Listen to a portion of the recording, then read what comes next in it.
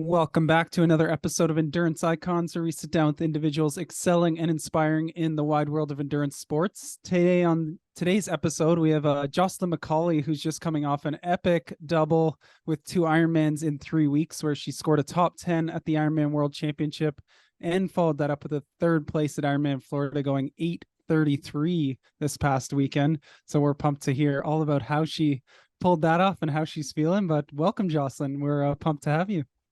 Oh, thank you. Thank you for having me on. So how are you feeling a couple days post Florida? Fine. I feel more motivated now after Florida than I did before. So yeah. Where's the next Ironman? Let's go do it. Oh my goodness, she's ready for another one. Well, I think Cozumel's coming up in a week or so you could always just roll onto that start list, right? I don't race Sunday, so that would not be an option for me. But Oh. yeah, I don't think there's any other race. Well, the only other race available for me this year would be New Zealand 70.3. And I would go there in a heartbeat, but I think my family would kill me. So It's like, that's a pretty big commitment to go to New Zealand. I have been 11 times. So Wow. I guess I'm a committer. So Oh my goodness. How many years have you been racing as a pro now then? It's a question I don't want you to ask. No, okay. I think it should be a point of that you should be bragging about. No, I'm like, shoot, what is it? Like 8 years. So yeah. That's impressive. Unreal. Yeah, it's been fun. So cool. So when I mentioned, obviously you did 2 Ironmans recently, but I feel like everybody loves to jump right to the success and things that are going on. But I feel like you started the year here with a little bit of a battle. I'm pretty sure you had like 2 surgeries early in the year. Maybe walk us through kind of what had caused those and maybe your path back before you had got back to Ironman Texas in April.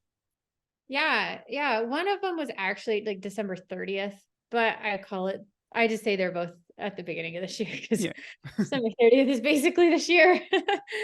But yeah, so yeah, I had a baby 2.5 years ago. She was my second kid. First kid I bounced back from very, very quickly. I did a race like less than 10 weeks postpartum, 70.3 race, not a full. I hadn't done a full. Only a 70.3. Only. It isn't only like when then your second child, you're now a professional athlete and trying to get back to a much higher level.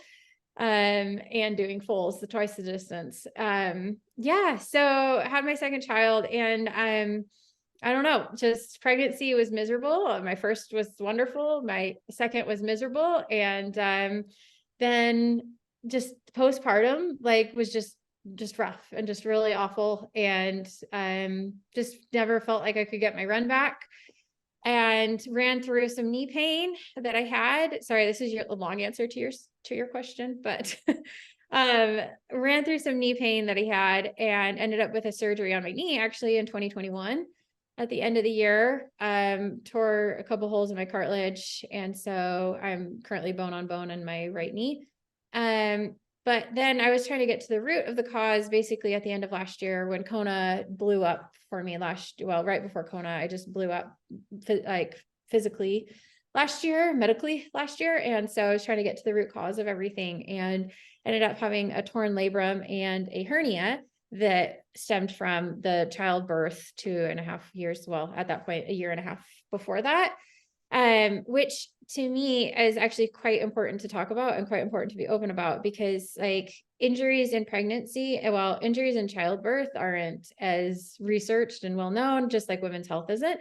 And so actually having a torn labrum in childbirth is not as uncommon as I thought it would be. And obviously having a hernia is not either. You have a lot of pressure that's happening and pushing and stuff. And so creating a hernia is not as uncommon as people would think it is. And so those 2 injuries are common and just obviously like set your gait off. And when you're running as much as a professional athlete does and working out as much as a professional athlete does, just those, time after time after time builds up and can create injuries. And so, yeah, that's how my year started. Really, my last year ended, and then this year started with surgeries, most time off of running, like 6 months off of running. I've never had that much time off of running before, and time off the bike, time off the swim. You can't swim after surgery, obviously. You can't have any inner abdominal pressure after hernia surgery. So 6 weeks there. Yeah, it was a really, really, really rough time in my life, and don't wish that upon any of my family again, because they're the ones who had to deal with me afterwards. But yes, and then was able to pull off a decent year after that. So I have so many questions from this, and I know that we do have some either pregnant or like new mamas who listen to this. And I'd love if you could maybe, what was your training like during pregnancy? And I know you just talked about the immediate aftermath, but just to set context, what sort of training volume did you maintain as a professional athlete as you went through that? Really good question. And I don't have a firm answer to it until I pull up Training Peaks. Good old Training Peaks. Yeah, I'm actually not on Training Peaks anymore, but I was at that point. And so, but I really did maintain a pretty high level of training throughout my pregnancy. It's the only thing that made me feel absolutely like a decent human being and like quote unquote normal per se. And so I had a lot of training. I absolutely love trail running, and we have so many awesome, beautiful, beautiful trails here. And so I did a lot of trail running during that time. And then just loved swimming, obviously was a great time to be doing that. And I was able to run up to the day of my delivery, which is also You're really a badass. yeah, I mean, so I say I was miserable during pregnancy, and I really was, but I like training is the one thing that like has always like I've been able to go back to and feel like it's who I am in a way. And so it was really, really nice to be able to still have that in my life. Yeah, so about 20 hours, between 15 and 20 hours a week, even during the latter parts of my pregnancy is what I was doing. I even stuck a race in there that I tried to do and ended up pulling out because it was dangerously cold for someone who was pregnant, and I didn't want to be out there on the bike and you know put me and my baby in jeopardy of crashing and then having issues. But when I was pregnant, my sister was like, "Hey, I want to do rim to rim to rim with the Grand Canyon." Wow. Sure. And so we have a mountain here that goes up to 7,000 feet, starting at 2,500. And so I ran up and down that a couple of different times, not multiple times in the same day, but a couple of different times, and trained for that with her. And yeah, we ended up doing rim to rim to rim, which was epic when I was, I think, 28 weeks pregnant about that. So yeah, I stayed active in fun ways. Like I think I took it as my opportunity to do all the things that I wouldn't normally do during like focused in season, or even I know you don't call it off season, you call it what do you call it? Foundation season. Foundation season, or my foundation season, and things like that. Like I'm a lot more focused. So I was able to do fun things. And I really think that that's my advice for anyone who's pregnant or going through that journey. Even if you're a pro or not a pro, is find those fun things that you absolutely love, enjoy going out there and doing, and incorporate that, because when else are you going to be able to have that opportunity when you're trying to come back? So. And I'm going to lean in on that 6 months that you went through, because there's a lot of stressors happening at that time. You talked about your family getting you through that, but I'd love to hear a little bit more, like, holy smokes, that's a lot. What did you do to get through that? And how did you pull yourself forward? Cried a lot. I mean, I'm going to cry right now. Oh my gosh. That's totally okay. Just feeling bad for that, Jocelyn, right? Yeah. Yeah, it was, I mean, like, it was probably the darkest part of my life that I've had thus far. Wow. Sure, there's going to be other darker times. And I mean, I'm so blessed to be able to say, like, I wasn't able to do my job and I wasn't able to train. And that was so depressing to me that, like, that was the darkest time in my life. Like, how amazing of a life have I had because of being able to say that, you know? So that helps. The perspective definitely helps. Like I said, like my family. And then at that point I had one of my friends living above my garage, Travis Wood. He's also a pro athlete. And, just having him here also helped to be able to just chat with on his trainer rides in the garage and stuff like that. Just to be able to see someone else doing what I love doing actually helped for some reason. That's big of you. No, I don't know. So side note, I also have celiac, so I can't eat gluten, and people are so like, oh my gosh, I won't eat this bread in front of you. And I'm like, no, it's fine. I love seeing people enjoy what I can't enjoy. Like, I love seeing other people have satisfaction from that. I don't know. It helps me. So, yeah, the 6 months were just really, really rough. I'm Christian. And so I also leaned on God a lot throughout that. And I think that also helps have your life in perspective and see a much bigger grand scheme of things. I think children also like help you have a dimension to your life that, opens your eyes to different things as well. And to instead be able to spend time with them and, not feel as sorry for myself some days and stuff. So, and also journaling helps me a lot. I had a gratitude journal at the time, which sometimes were filled with just like sunsets and sunrises as gratefulness, but other days a lot more than that. Just holding on to whatever you can, I think really helps. And then being able to think of the future and making sure that I, in the future, remember those moments and can do things for the previous me, be able to push myself a lot harder and stuff. So it's totally okay if the answer to this question is nothing. But one of the questions that Mark, who's my coach, always asks me after a race, whether it goes good or bad, and I apply it to my life. So I'm going to ask it to you. Is like, over that 6-month period, what have you learned, or what would you not have if you wouldn't have gone through that? Sorry, you bleeped out right there. Okay. So over 6 months, I'll repeat the question. So what, if you wouldn't have gone through that 6-month time, what would you have not learned, or what would you not have as a result of that? As a result of that 6 months? I think at that point in my life, I had just, just had my second child. I think I was questioning where I was in triathlon and what I want to do, or shoot, is my internet freezing? It did a little bit, but I think we're catching most of it. Okay. So yeah, so the 6 months, it really helps me really put in perspective, like what more I wanted out of triathlon, I think, and learned that. I also greatly learned the appreciation of triathlon and of what my body can do, and when it's actually in, peak form. I also feel as though I learned a great deal about wanting to make sure that my body is put together enough right now, and I don't have any lasting injuries to prevent me from being an active 70-year-old woman out there and still having fun and crushing whatever physical goals that I want to crush, whatever that is at that point. And I think that's really, really key, because I think a lot of times you're stuck in the moment and you're trying to just be like pushing through.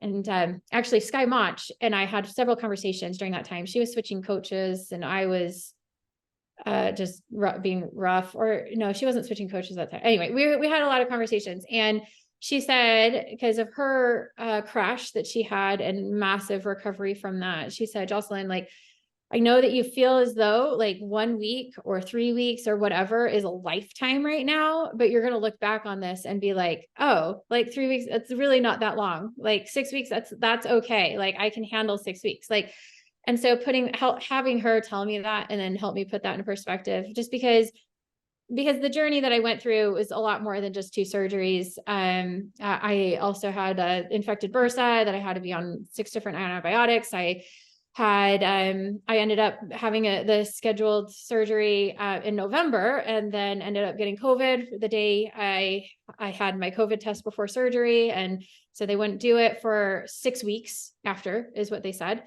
Because of clotting issues that they've seen, and things like that. And so there was a lot of time that I was given for whatever reason to be able to contemplate all of this. And I think think it really helped me. The number one would probably be the perspective of time, and how, 1 week, 6 weeks, whatever, is really a blip in the long grand scheme of things, which then helps me with my kids too. So.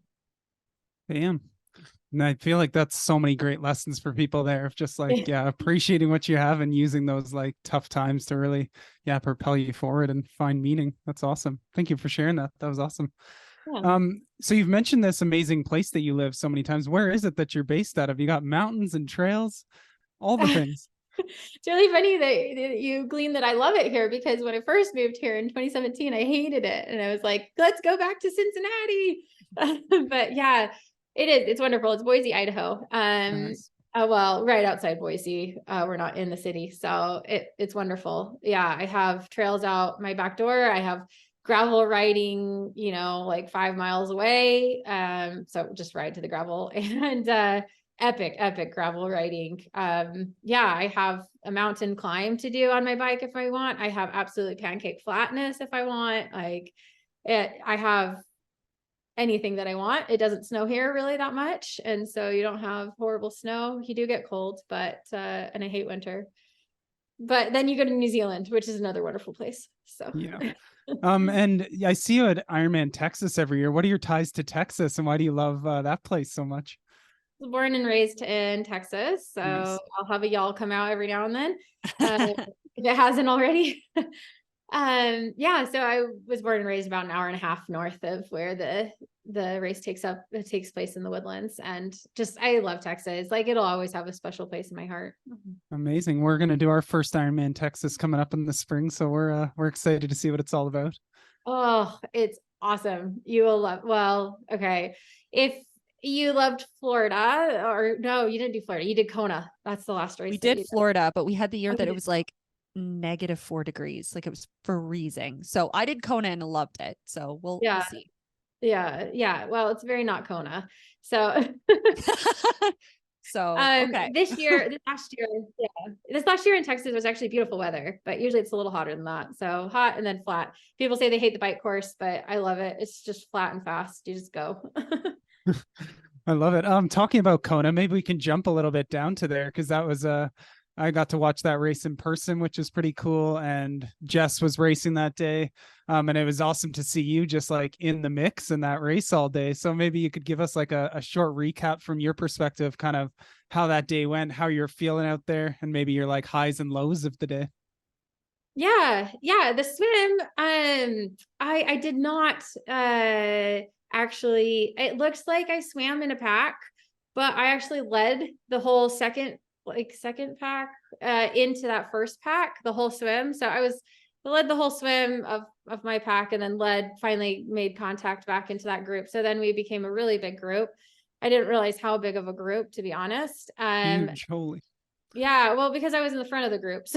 So, and then, went out on the bike, and, I still honestly didn't really realize how big of a group it was. You do get the Kuakini turnaround, but I guess I was more paying attention to being in the front and staying up in the front, and who I was with up there, and who was in front of me, like, how the gap had gone with Lucy and Taylor and everyone up there. I don't know. I hate looking back in a race ever. I don't ever turn around in a race, because I want to go forward. I don't want to go back. Like, I want to look where I want to go. So anyway, so I didn't realize how big of a group it was. I was always in the first, 3-4-ish people.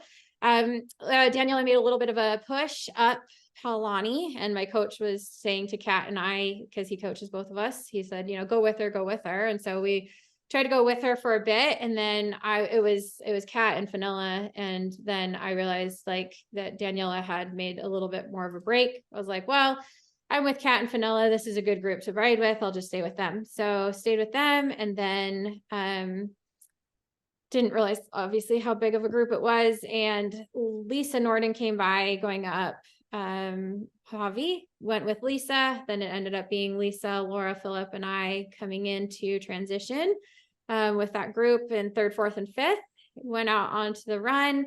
Was already feeling bloated and everything on the bike, just with the heat and stuff coming in. But went out on the run, was like, I'll just gather my legs, and didn't ever feel like I gathered my legs ever during that run. It's just still something that I'm unfortunately trying to figure out still, from the 2 surgeries and recovering and figuring out my core activation in a run, basically, and being able to really coordinate my whole body. So the run wasn't obviously what I wanted. I really felt going into that race, I could run a mid 250 marathon. I've run sub 3s. That's what I used to always do, sub 3s. And that was before super shoes. And so now it's just really frustrating not to be able to have that run back. And I think that's a lesson to learn. Like, you see it in training, I think, a lot faster than you see it in a race. And just the patience, which is a curse word to me, to have, is something, it's my lifelong lesson, to be honest, is a lesson of patience. And it's something I'm still learning, and hopefully I won't have to have as much patience in 2025, not 5. I want it next year. So, yeah, so it was a great race. I was able to stay in the top 10, but it wasn't really the result that I absolutely wanted and was gunning for. Well, you had a pretty sweet kit. That new Win Republic kit you got for that race was one of my favorites. I think I saw of all of them. Oh my gosh. Yeah. I think that Beth and Luke did themselves on that. Like, I absolutely loved it, especially with the combination with my bike, my Ventum, with the TL2, like a bottle. It was just, yeah. When we went out and did a photo shoot, Luke was like, you have to look at these photos. And I was like, oh my gosh, it looks so good. Yeah, it was pretty sweet. So when you talk about Kona, what were your overall impressions of kind of it being like all women there, no men as well? And do you kind of like the world championship split, or would you like to see them like back together in the same location, whether it was same day or separate days? Yeah. I think I've obviously had this question a lot. Jess, I think you probably had this question a bit too after. And all the answers that I've heard were, it was amazing, it was so cool, it was great. And I agree it was, but I do also feel as though there's something about the men and women together that really do elevate each other. Like, it's not that the men elevate the women, it's not that the women elevate the men. I really feel as though like the symbiotic relationship, like, just really helps elevate each other and just makes it a bigger deal and a more awesome production and stuff. I mean, look at what are there, 5 or 6 majors for the marathon? Like, all of those are run together. Like, you don't separate the men and the women in that.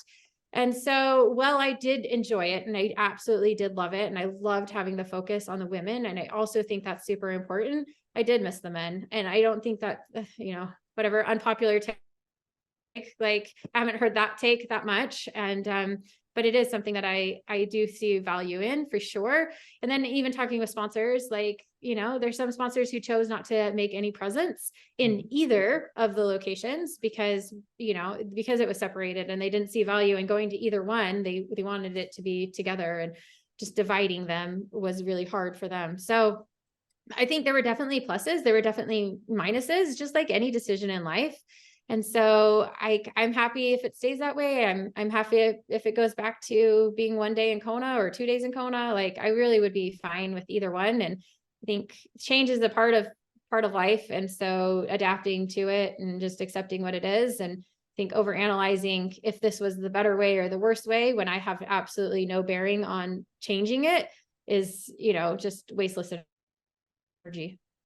I think that your point of maybe not unpopular opinion, but the comment is like, when you look at it, of course, the athletes are going to be leaning more to the positive, because my read on that is like, that's a really athletic mindset. Like, often if you're an athlete, you're adaptable to change.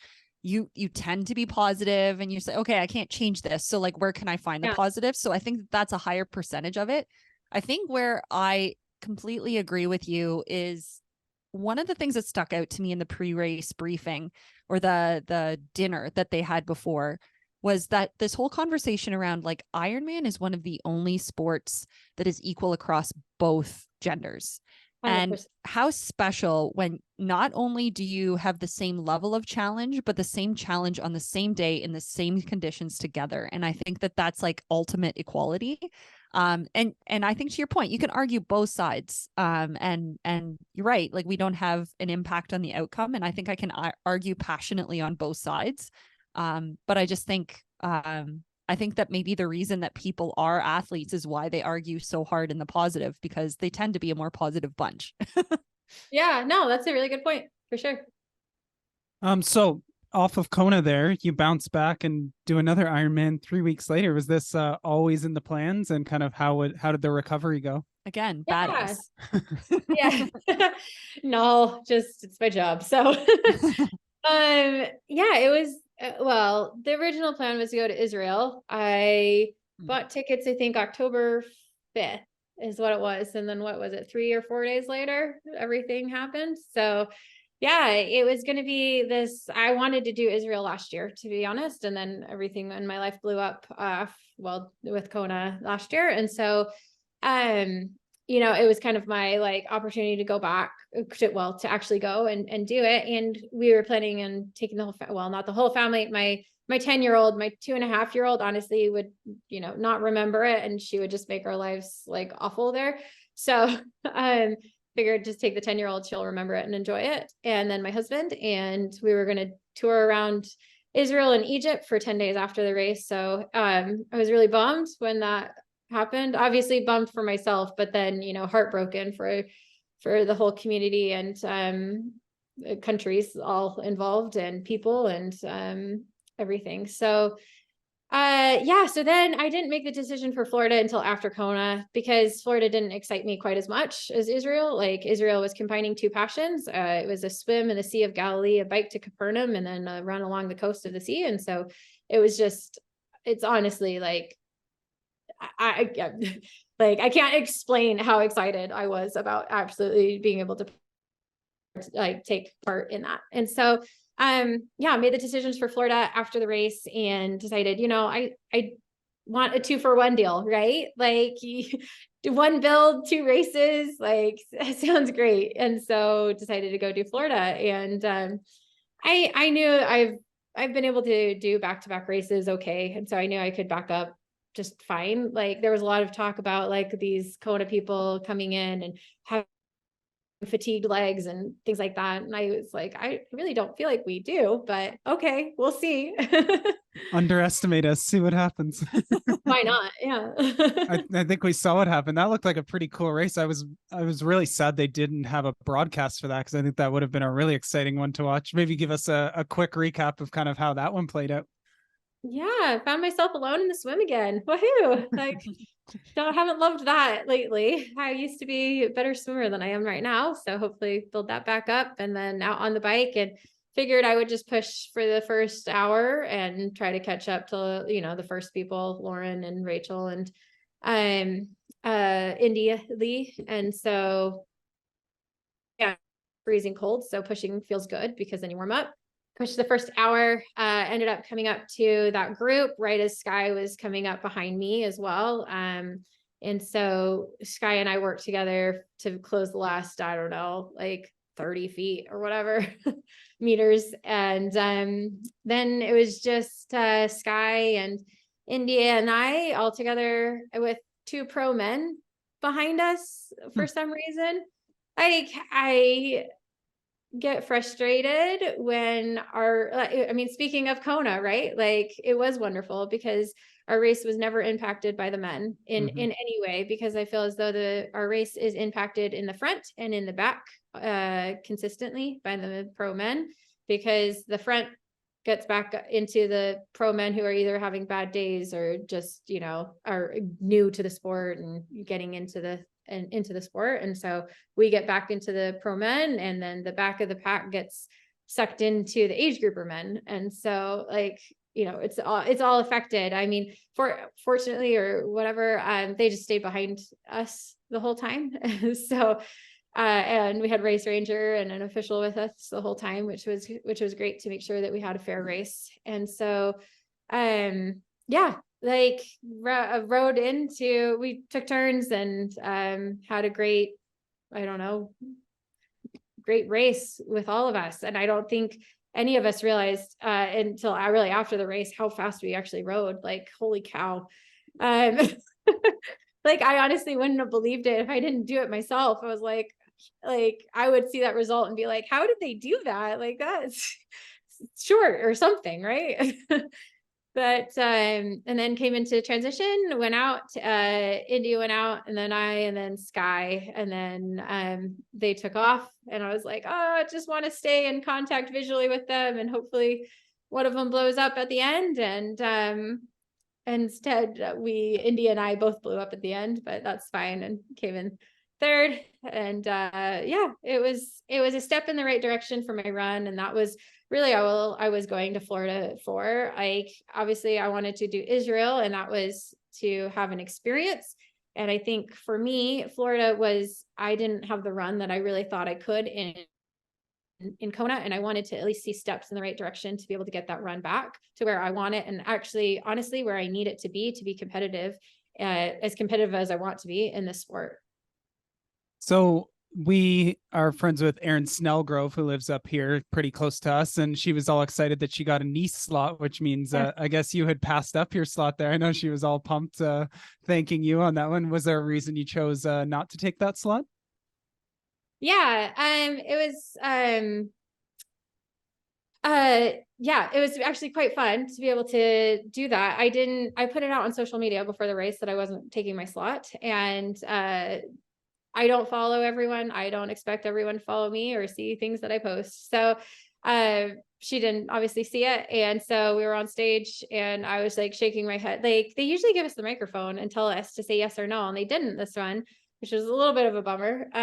Because it's like, grows the excitement, and if they want more people to take slots, I think they need to grow excitement. Anyway, that was a side note. And so, like, people were raising their hands, like, who wants it? Sky, Indy raised their hands, and I was like, no. And Erin turns to me and is like, wait, is she like really, really confused? Kind of like, you must be joking kind of look. Like, no, it's yours. And she was just like shocked, and to see that expression and that excitement was just so fun. And I was told later, I thought it was super cool that, like, last year she had a slot to Kona, and she turned that down because she was getting married. And so I thought it was cool. Like, what goes around comes around. She turns that down, I turn this down, and she gets to go. So I don't race or train on Sundays, and Nice is on Sunday. Kona, fortunately, has always been on Saturday. And so or Thursday, I guess. So I've never had to make that decision of a world championship. And this is the first Ironman World Championship that I've had to turn down because it's on Sunday. I've had to turn 70.3s down before, but it's a commitment that I made to God, and God is the most important person in my life, and so I can't really say no to him. Well, I mean, that I love how that all worked out. So that's amazing. And I do know that you train and race with Precision Nutrition, which we also do. Love it. And was even able to do some of the sweat testing before Kona, which I found really, really helpful. I'd love to know sort of like, what are your targets in a race, and how did that fueling plan work out in Kona in Florida? Yeah.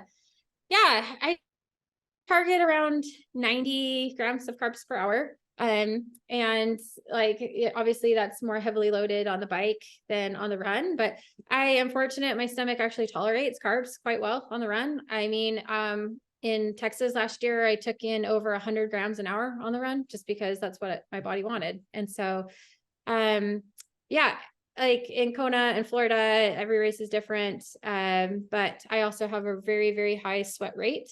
And like you said, they do have, like, in-person sweat testing to be able to see how many sodium you lose, which I lose right around 600 milligrams per liter. But the thing, my biggest issue, that's pretty low to average on the sodium content. My biggest issue is my sweat rate loss. And they actually on their website have a really cool sweat rate loss calculator for free for anyone out there. And it is superb. So we did some testing before Kona in Kona to see how much sweat I lost, and I lose over 2 liters an hour. For someone my size is a lot. Yeah. Andy, who like runs and owns the company, loses the same amount, and he's a much bigger person than I am. And so hence why I probably have issues in Kona and haven't been able to nail a race 100% there, and can nail races in cooler weather a lot better. So yeah, I mean, that was a roundabout, but it just varies every race and throughout the time, I took in just over 1 liter an hour, on average, in Kona.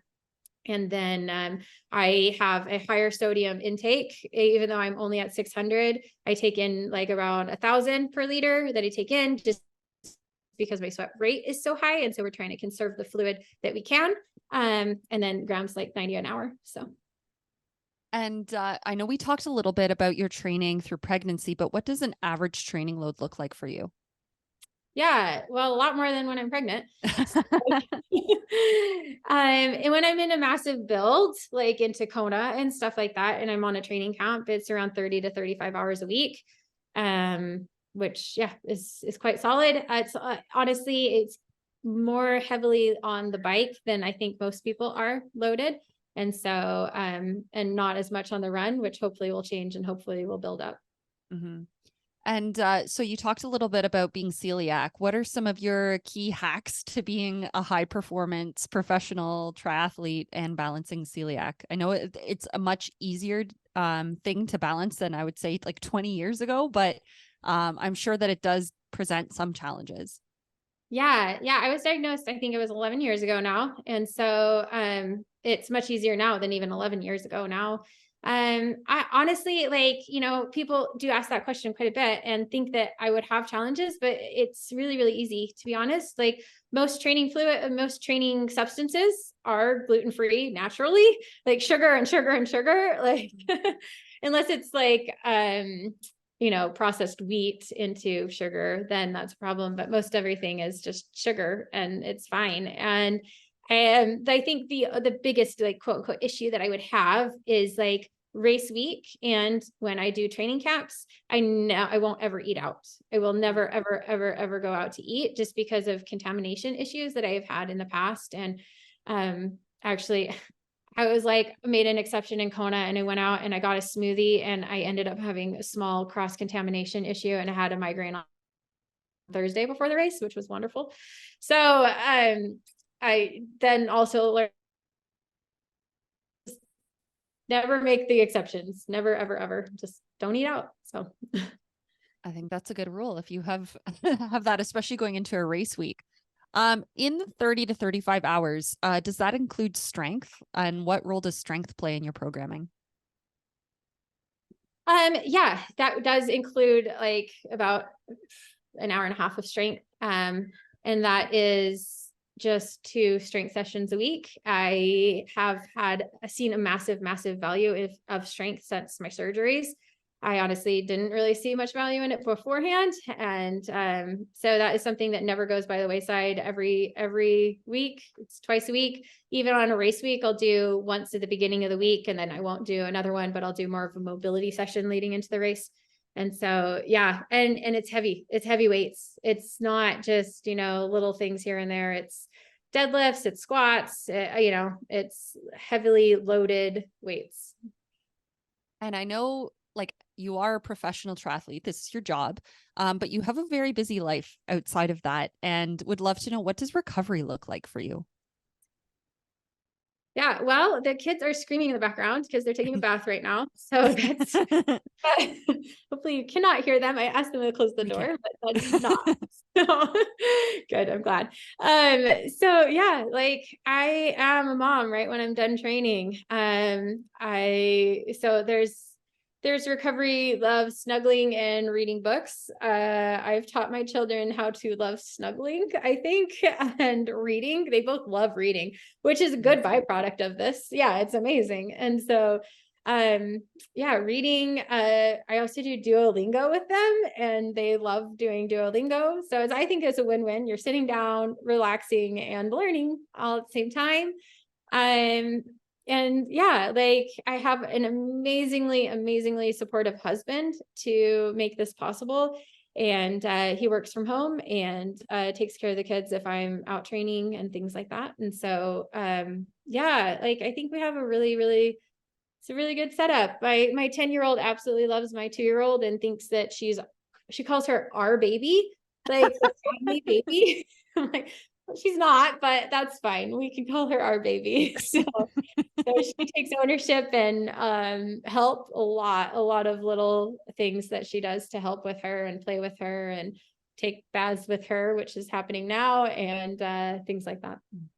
Yeah, I was going to ask what the role of your family plays, because I know that you're very outspoken about that relationship online, and it's no secret how important they are to you. So thanks for sharing that. Yeah. One question for you. You mentioned him before, but who is the coach that you're working with these days, and maybe what are the things you've learned from him, or what you like about his approach? Yeah. Yeah, his name is Bjorn Giesman. So he coaches Patrick Lange, Kat Matthews, Daniela Blemmel, me, Jan Stratman, who got third at 70 points worlds, and then Patrick Nielsen, who's going through his own struggles right now. And so, yeah, I found him really through Kat and Patrick, having him as their coach, and had a conversation with him in 2021 at the Collins Cup. And I just had a coffee with him and just a nice chat. And I was like, okay, sweet.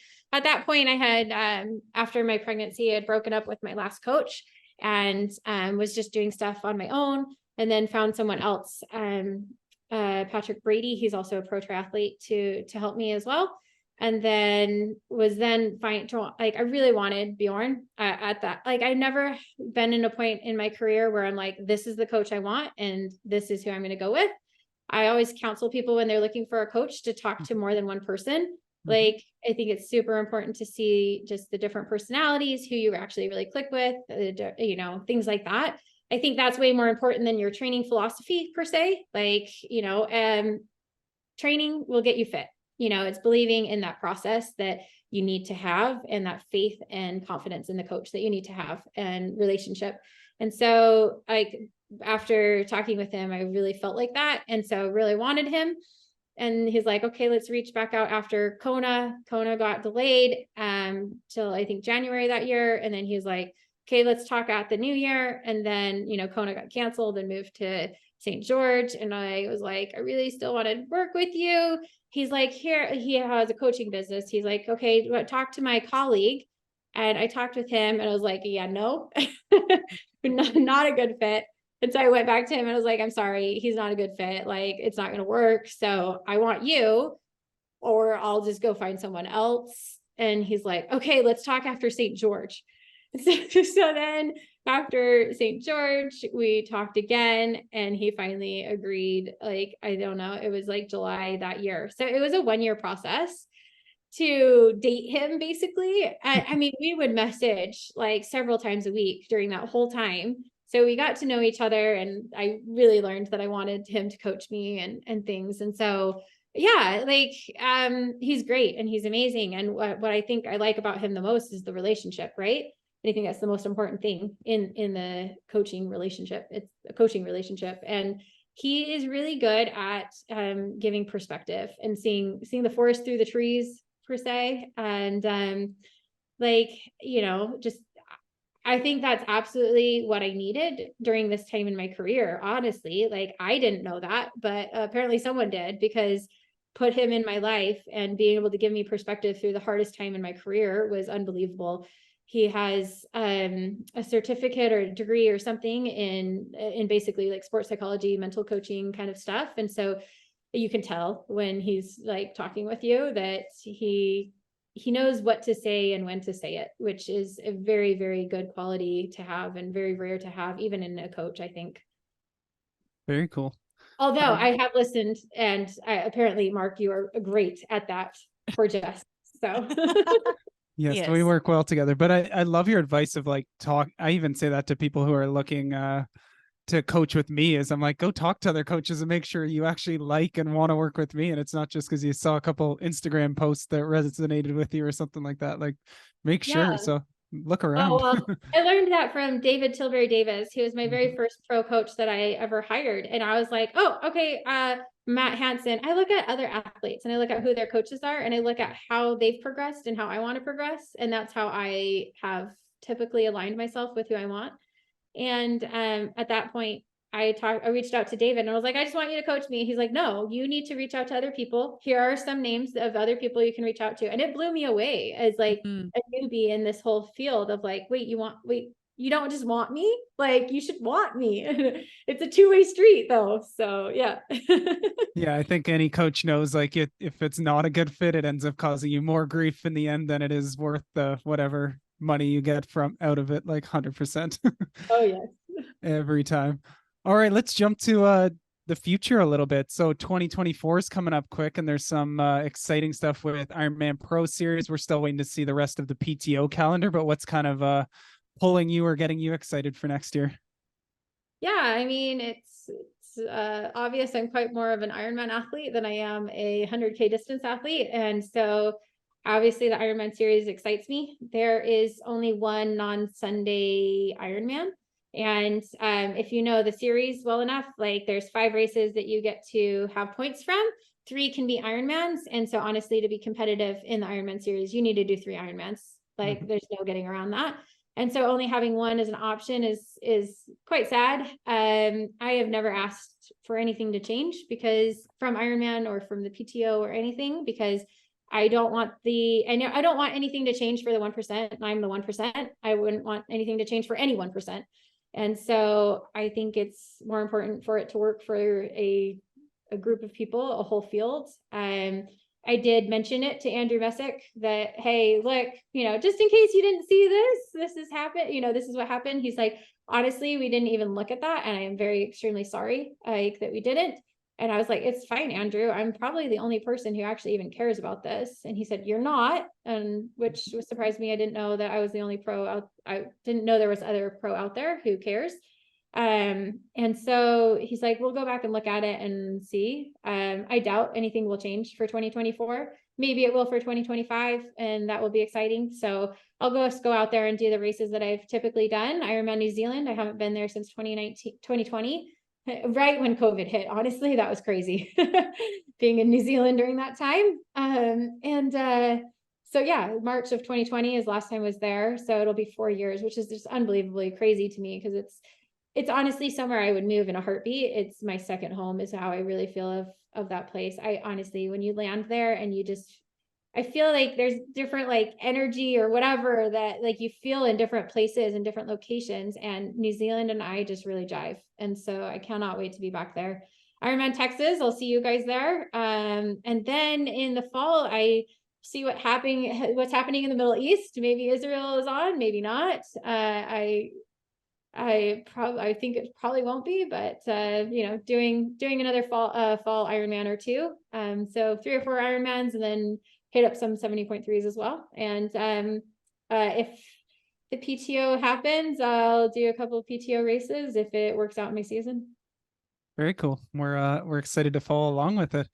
So also talking like you've been a pro for a number of years here, what are some things that are still left for you in terms of like goals or races that you still want to do or things that you still want to accomplish in your career when you think boxes you haven't ticked yet? Yeah. Like there are several boxes that I haven't ticked yet. I'm torn whether I want to say them or not. So I say that, I used to be very outspoken about my goals and very like, oh, if you don't say them, then it's because you don't think you can do them. Or if you don't say them, then, you don't, like you don't believe them. You need to put it out there. You need to be gutsy. And then I realized like, actually, honestly, in the psychology side of it, you actually really shouldn't say your goals as much out loud, because once you say them and once people hear them and then give you that like congratulations of like even just wanting that goal and doing that, you get that feedback, and so you don't chase it as much. Anyway, it goes into some like crazy sports psychologist stuff, but so yeah, there are definitely goals out there that I definitely do have that I definitely want to still pursue, and that's what gets me up every day to continue this sport. And honestly, I really loved, I love Lauren Brandon.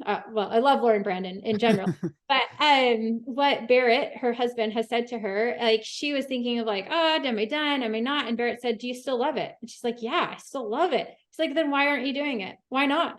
Like, when else in your life can you do this? And I think I went through this similar thing as a collegiate athlete when I ran for BYU.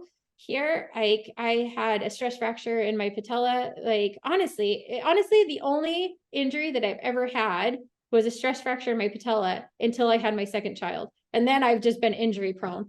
So I was like a tank. I never got injured except for these stinking babies. So but got a stress fracture in my patella, and I was like, I don't know if I want to do this anymore. Like, and then someone said to me, like, this is a once in a lifetime opportunity to run and be a collegiate athlete, like, and have these like lifetime friendships and relationships. And so I continued, and I'm so glad that I did. And it's the same. Like, it's, when else can you do this in your life? You cannot be a professional athlete when you're 50 years. Well, okay. I was going to say Mel McQuaid's saying no, thank you. That's why I had to eat my words.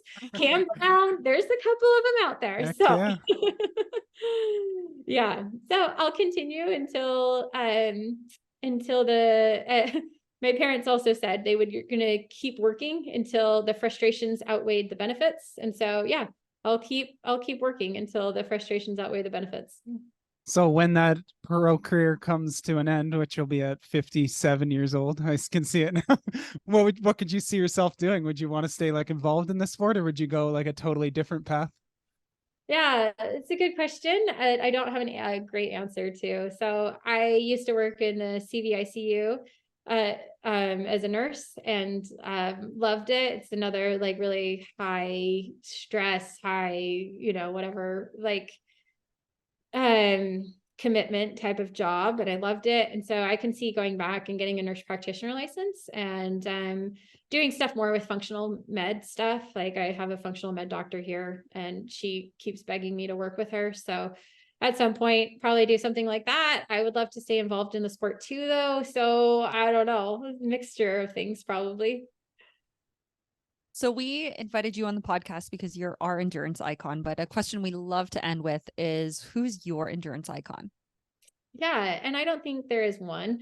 I think it's just a whole bunch of women out there pursuing their dreams and being able to make that happen. And that's not just in the professional field. Like, there's massive endurance icons, such as this woman who I met in Kona, who has MS, has a congenital heart problem, and was out there and ended up finishing Kona. Like, wow, out there and putting yourself out there and accomplishing what you want to have happen, like, I think is an unbelievable like aspiration and inspiration as a person. So like anyone who's out there. So wow.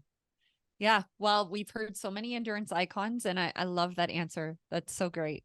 Yeah. And for people who want to follow your story and all of the incredible things you have on the horizon, where's the best place to do that? Yeah, just Instagram. I'm active on Instagram, Jocelyn McCauley on Instagram. I also have a small YouTube channel, Jocelyn McCauley on YouTube as well. Perfect. Well, Jocelyn, thank you so much for coming on the show. This was a blast. Yeah, no, thank you, Mark and Jess. Wow. How great was that? I always learned so much from these endurance icons. If you enjoyed the podcast as well, please consider liking us across social media, subscribing to us on YouTube, or giving us a 5-star rating on wherever you listen to your podcasts. We appreciate you and your support so much. We wish you happy training, and we'll see you back next week.